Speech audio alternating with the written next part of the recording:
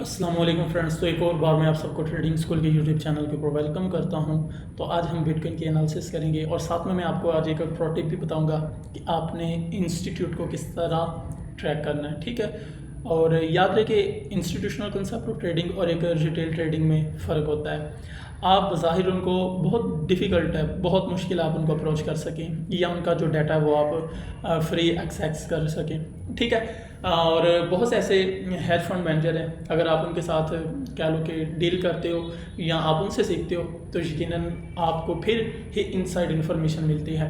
और ये जितने भी चार्ट्स वगैरह आप देख रहे होते हैं ये ए टू ज़ेड मैनिपुलेटेड हैं ये। ठीक है, ये प्री प्लान डिटरमाइंड होती है। हर एक कैंडल जो प्रिंट हो रही होती है ये तो एक बाद में आने वाला जो होता है ना वो रिजल्ट आउटकम जो होता है वो बाद का हमें रिजल्ट पता चलता है। मिसाल के तौर पर ये अगर एक कैंडल बनी है ना तो इसका मतलब है कि वॉल्यूम आ गया है, मार्केट ने इधर से थोड़ा सा पंप कर लिया और उसके बाद फिर ये कैंडल बनी है। तो ये आउटकम बाद का है। इससे पहले क्या होना है वो बेसिकली आपको हेज फंड मैनेजर की, अगर आप 10-20 हज़ार डॉलर अफोर्ड कर सकते हैं तो यकीनन आप उनसे लर्न कर सकते हो और वही एक अच्छी और इनसाइड इन्फॉर्मेशन दे सकते हैं। बज़ाहिर आप चार्ट कुछ टेक्निक ऐसी हैं, कुछ कह लो कि स्ट्रैटेजी ऐसी होती हैं कि आप इंस्टीट्यूशनल कंसेप्ट ऑफ ट्रेडिंग के साथ खड़े हो लेकिन एक रिटेल ट्रेडर को अपोज कर रहे हो, और ये बहुत ही डिफ़िकल्ट होता है क्योंकि हमें जो फीड किया जाता है फॉर रेजिस्टेंस और लिक्विडिटी, एक्चुअल लिक्विडिटी क्या है वो हमें नहीं पता होती, लेकिन जो हमें फीड किया जा रहा था वो एक नैरेटिव फेक चीज़ नहीं होती, झूठी,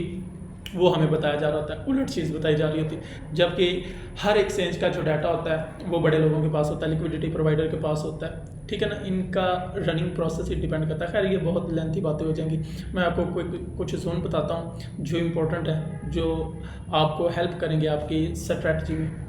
तो ये मैंने BTC का प्लान बनाया हुआ। अगर आप इस जोन में देखें तो यहाँ पर हमें एक वैलिड ऑर्डर ब्लॉक नज़र आ रहा है। अगर BTC इस लेवल को टेस्ट करता है और इस जोन से कह लो कि कुछ हमें रिवर्सल कैंडल मिलती है तो यकीनन हम एक छोटे से स्टॉप लॉस से शॉर्ट की पोजीशन ओपन कर सकते हैं।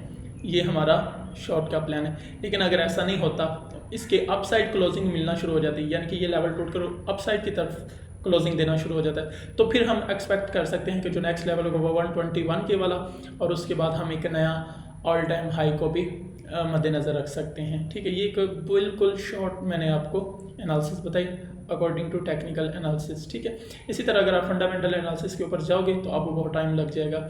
और इसी के साथ BTC की मैनिपुलेशंस को आप इंस्टीट्यूट के थ्रू अगर जज करते हो, उनकी बाइंग या सेल साइड देखते हो, उनका net unrealised profit and loss देखते हो तो फिर भी यकीनन आपको साथ में हेल्प मिल जाएगी। तो ये क्विक अपडेट है बिटकॉइन के रिलेटेड। इसी तरह अगर न्यूज़ की बात करें तो वो तकरीबन कह लो कि 29 डेट से onward high impact news data है, तो वो मैं आपके साथ इंशाल्लाह कल शेयर करूँगा।